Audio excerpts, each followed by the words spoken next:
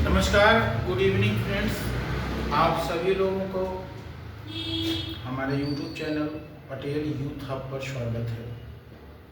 मित्रों, जैसा कि आप जानते हैं, हम प्रतिदिन आपके लिए वीडियो अपलोड करते हैं जो आपके एग्ज़ाम में आम तौर पर जो प्रश्न पूछे जाते हैं उसी से संबंधित होते हैं। आज का वीडियो काफ़ी खास है। हम चाहेंगे कि आप सभी लोग एक कॉपी और एक कलम रखकर इस वीडियो का अवलोकन करें और देखें किस तरह से ये आपके लिए लाभप्रद होगा। आज का टॉपिक है फैक्टर्स एंड मल्टीपल्स, गुणनखंड और गुणज। तो सबसे पहले हमें ये समझना है कि फैक्टर्स और मल्टीपल्स, गुणनखंड और गुणज है क्या। The difference between factor and multiples, इसको हम डिफाइन कैसे करेंगे। साधारण सी भाषा में आप ये समझिए, जिससे भाग दिया जाता है वो फैक्टर होता है, गुणनखंड होता है। जिसमें भाग दिया जाता है वो मल्टीपल होता है, गुणज होता है। ऐसे उदाहरण तक पर समझने की कोशिश करें। Suppose take two numbers, first number is 6 and other number is your 18। 6, 18. 6 has an ability to divide 18. So 6 is the factor of 18. 6 is the factor of 18. And 18 is the multiple of 6. हम ये कह रहे हैं कि अगर आप 6 और 18 एक उदाहरण के तौर पर संख्या लेते हो, 6 18 को पूर्ण रूपे में विभाजित करता है, तो 6 जो हुआ वो 18 का गुणनखंड हुआ और 18 जो हुआ 6 का मल्टीपल।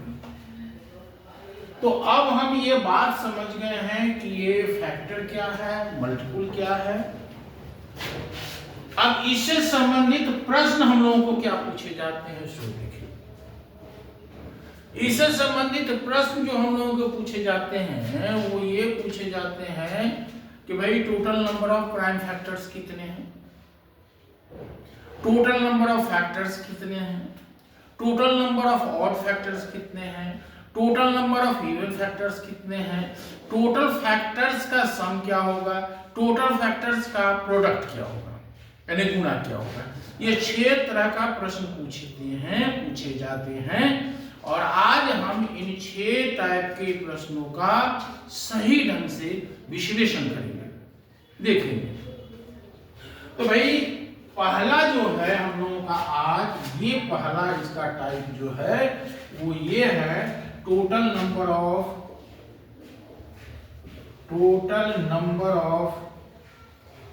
Prime factors.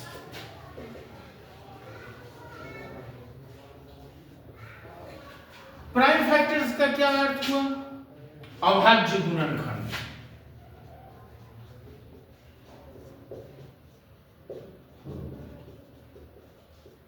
अब भाई गुणनखंड का अर्थ हम जानते हैं, अभी हम आपको समझाए हैं। एक शब्द आया प्राइम, प्राइम नंबर के बारे में आपको अच्छी तरह से पता है कि प्राइम नंबर में वो सारी संख्याएं आते हैं जिनके सिर्फ 2 गुणनखंड होते हैं, यानी सिर्फ 2 संख्याओं से विभाजित होते हैं, 1 से होते हैं और खुद से होते हैं। तो प्राइम नंबर में सबसे छोटी प्राइम नंबर होती है 2। आप ऐसे भी कह सकते हैं कि 2 अकेली एक ऐसी संख्या है, अभाज्य संख्या है जो सम है, ठीक है। तो भाई total number of prime factors एक दिया रहेगा इक्वेशन, आपसे कहा जाएगा कि भाई इसमें कुल गुणनखंडों की, अभाज्य गुणनखंडों की संख्या कितनी है। जैसे उदाहरण के तौर पर आप देखिए, 15 के पावर 10 गुने 10 के पावर 13 गुने 26 गुने 16 के कुल अभाज्य गुणनखंड, कुल अभाज्य गुणनखंडों की संख्या।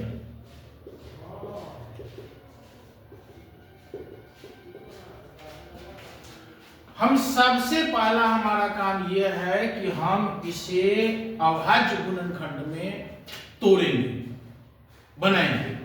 अब 15 है तो 15 को हम क्या लिख सकते हैं? 3 गुने 5 के पावर में 10। उसी तरह से 10 को लिख सकते हैं 2 गुने 5 के पावर में 10। इसको लिख सकते हैं 2 गुने 13 और इसको लिख सकते हैं 2 के पावर 4। आप इसको ऐसे लिख सकते हैं 3 के पावर 10, 5 के पावर 10, 2 के पावर 10, 5 के पावर 10, 2 के पावर 1 गुने 13 के पावर 1 गुने 2 के पावर 4। अब हमें कुल निकालना है अभाज्य गुणनखंड, तो जितने भी पावर हैं सारे पावर को जोड़ देंगे, क्योंकि ये नीचे जो दिया गया है सारे के सारे अभाज्य गुणनखंड है। तो 10 जोड़ 10 जोड़ 10 जोड़ 10 जोड़ 1 जोड़ 1 जोड़ 4, 10 20 30 40 42 46, यानी कुल अभाज्य गुणनखंडों की संख्या हमारा हो गया कितना? 46। तो आज का पहला टाइप यह है जो आमतौर पर आपके एग्जाम में पूछा जाता है कि total number of prime factors, अभाज्य गुणनखंडों की संख्या निकालना। तो वो जो है सो हमने आपको निकाल दिया, आपको बता दिया। चले आते हैं हम लोग टाइप 2 पर। दूसरे तरह का प्रश्न हम लोगों को पूछा जाता है वो total number of factors. Total number factors माने गुणनखंडों की संख्या।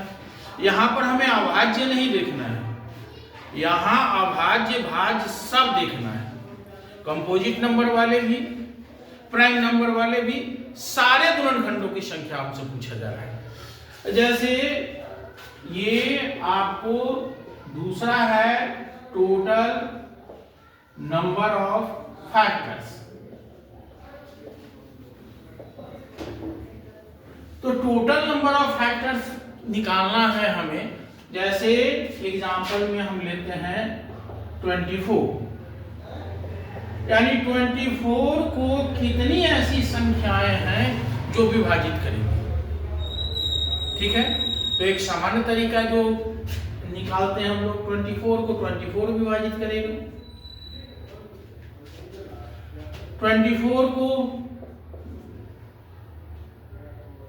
3 से भी ये कट रहा है तो 8 विभाजित करेगा, 4 से भी कट रहा है तो 6 विभाजित करेगा,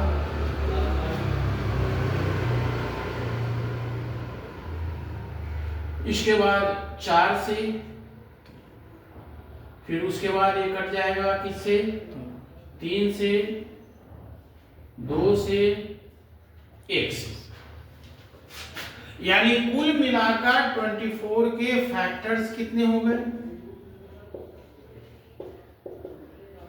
1 2 3 4 5 6 7 8, ये 8 हो गए।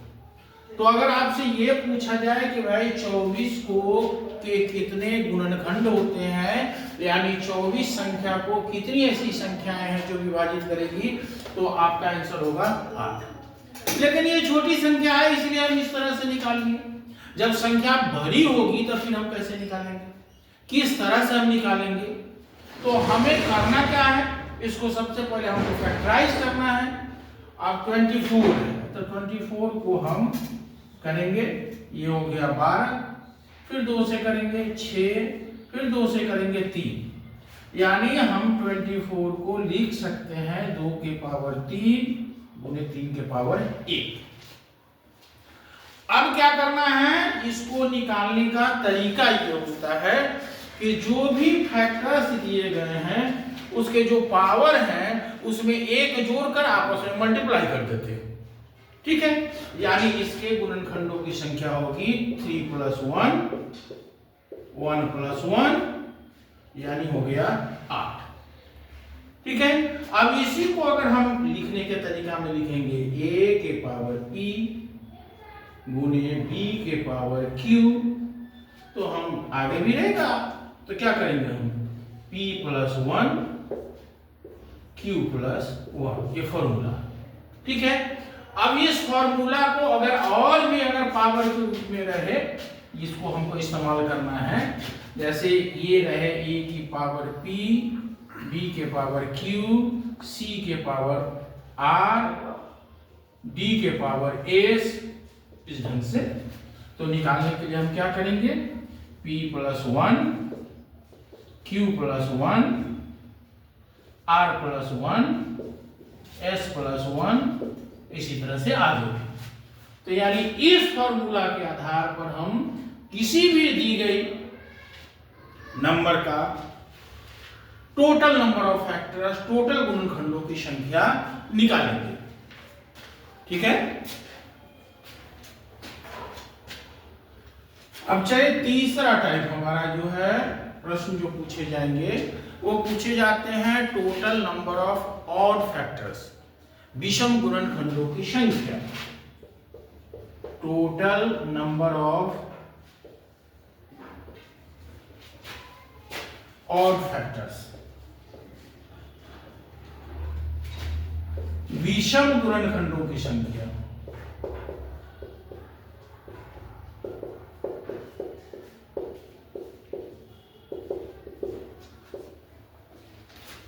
तो हमें कुछ करना है नहीं, बस सिर्फ करना यह है कि सम वाले जो पावर वाले हैं, सम वाले को हम हटा देंगे। जैसे हमें अगर है a वाला, अगर ये सम है, a के पावर p, b के पावर q, c के पावर r, d के power s,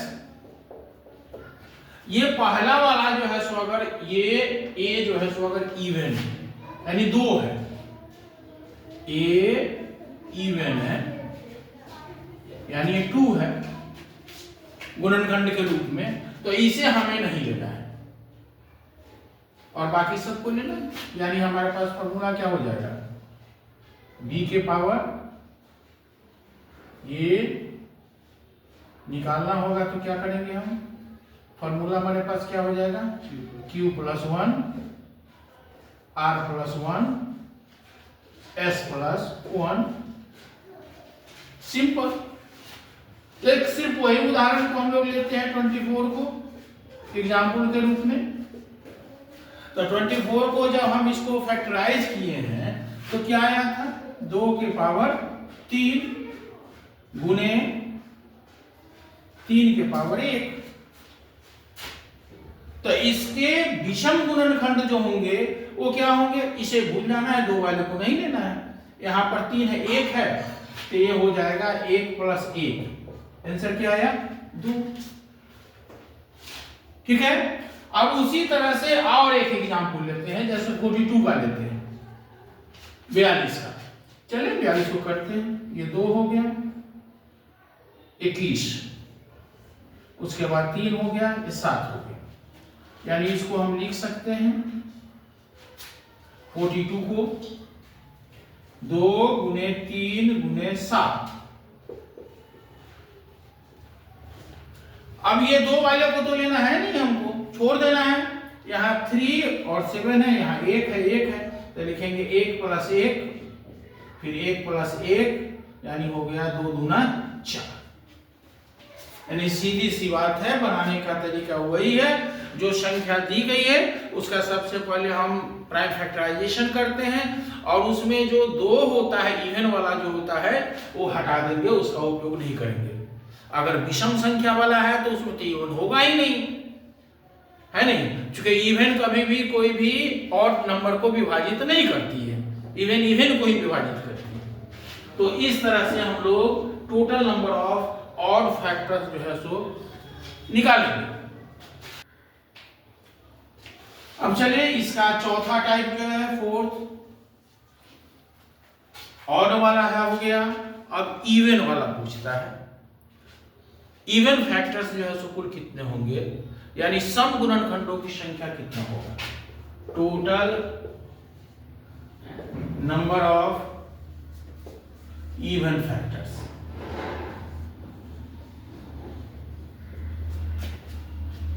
some गुणनखंड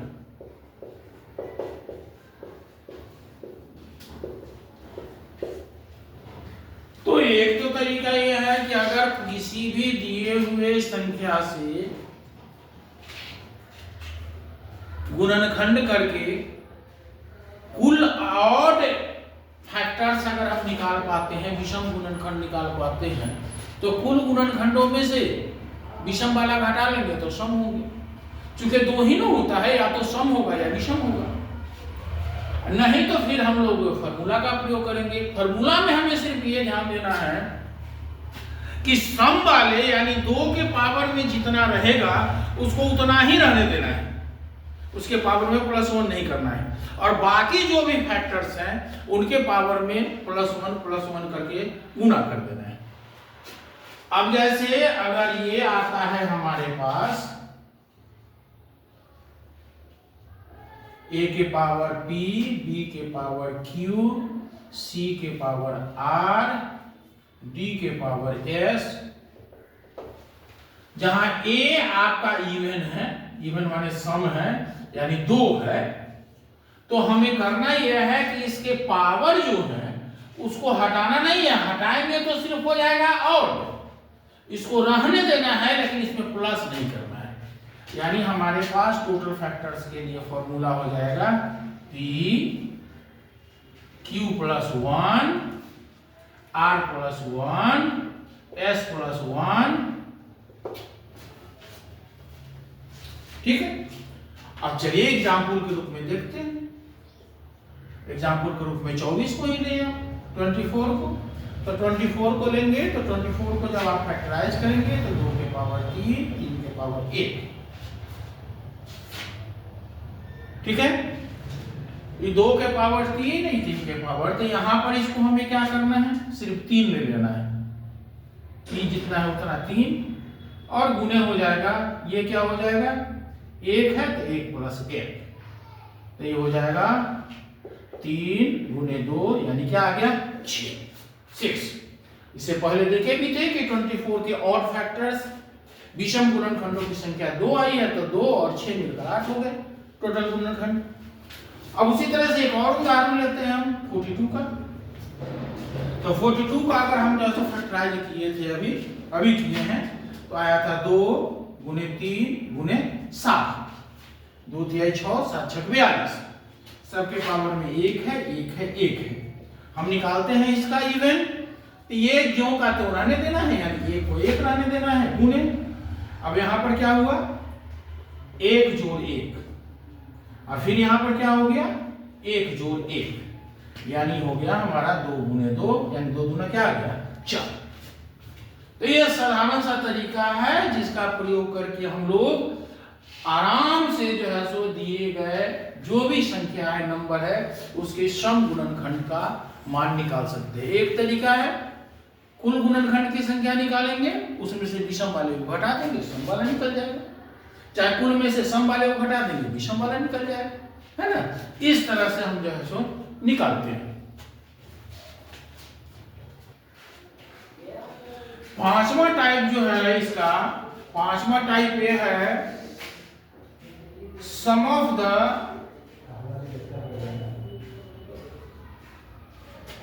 total factors of the given number.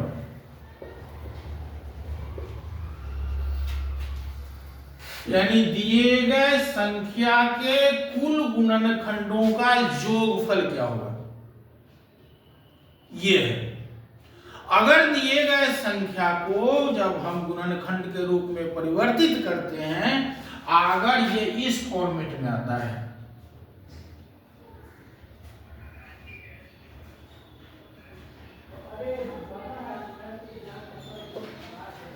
a के पावर p गुने b के पावर q गुने c के पावर r गुने d के पावर s।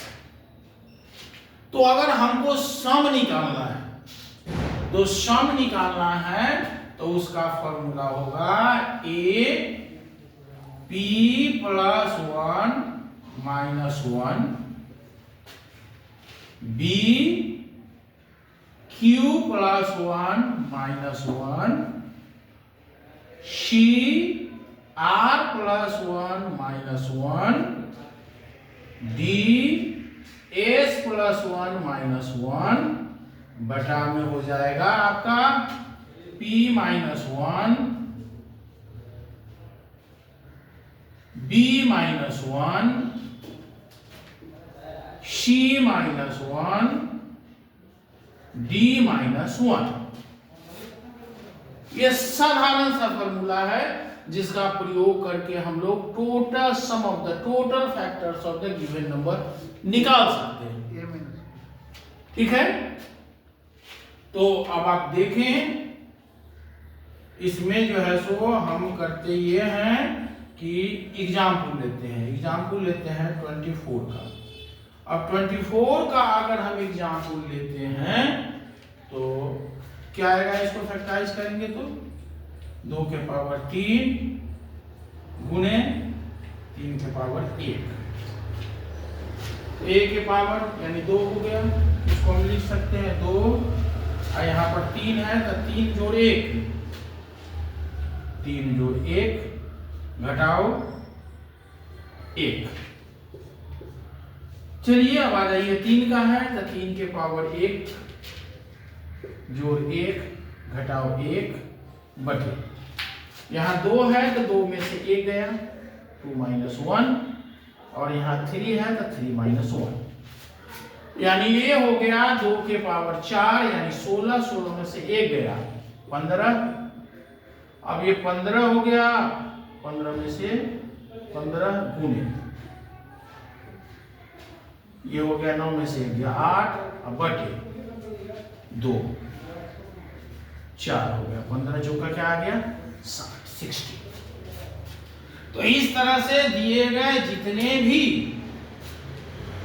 गुणनखंड है उनका जोगफल निकालें। तो फॉर्मूला हमारे पास क्या हुआ, A P plus 1 minus 1 B Q plus 1 minus 1 C के power R plus 1 minus 1 D के पावर एस प्लस 1 माइनस 1।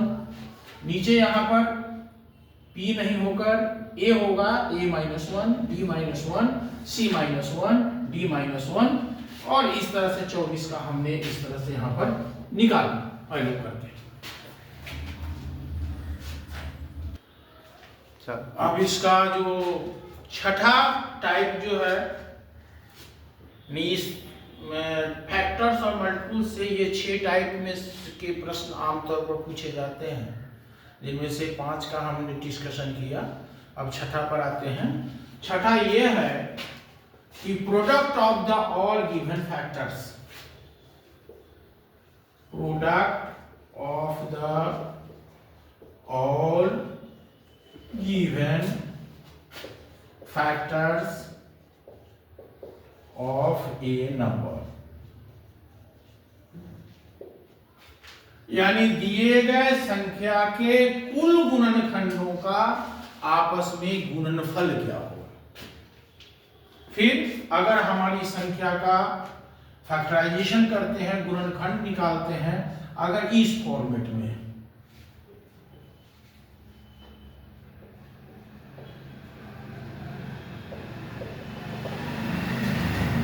तब प्रोडक्ट का जो फॉर्मूला होगा, ये हमारा जो फॉर्मूला बनेगा वो क्या बनेगा, संख्या खुद, माने जितने भी जिस भी संख्या का निकालना हो वो नंबर हो गया, और ऊपर हो गया P plus 1 Q plus 1 R plus 1 S plus 1 बटा 2। यह सिंपल छोटा सा फॉर्मूला है, इस फॉर्मूला को ध्यान में रखना है और इसके प्रॉब्लम्स। अब जैसे देखिए एग्जांपल में 24 लेते हैं, तो भाई 24 अगर हम लेते हैं तो इसको फैक्टराइज करेंगे तो 2 के पावर 3 गुने 3 के पावर 1, यह सिंपल सा हुआ। अब ये है 2 के पावर 3 n संख्या है। यहां संख्या कितना है आपका 24 24। अब p का वैल्यू जो है सो क्या दिया हुआ है 3, तो 3 आए 4 एक जुट गए गुना।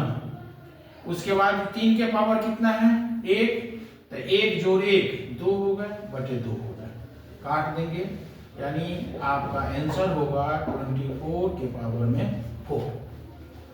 ये हो गया। चलिए एक और उदाहरण हम लेते हैं 42 का। 42 को जब हम फैक्टराइज करते हैं, इसका गुणनखंड निकालते हैं, तो आता है 2 गुने 3 गुने 7, 1 हो गया। अब इसका जो प्रोडक्ट आएगा वो क्या होगा, नंबर खुद 42। अब ऊपर जो है सो 1 1 जोड़ देना है, तो 1 में 1 जोड़ेंगे 2 गुने 2 गुने 2 हो गया। अब बटे में क्या हो गया 2, यानी हो गया 42 के पावर में 4। तो इस तरह से आप किसी भी दी गई संख्या के जो गुणनखंड होंगे, सारे गुणनखंडों के गुणनफल का मान निकाल सकते हैं। हमें लगता है कि आप इसे बेहतर ढंग से समझ गए होंगे। कहीं भी किसी भी तरह की कोई अगर परेशानी अगर आती है तो आप अपने कमेंट्स में इसे डालेंगे, देखेंगे।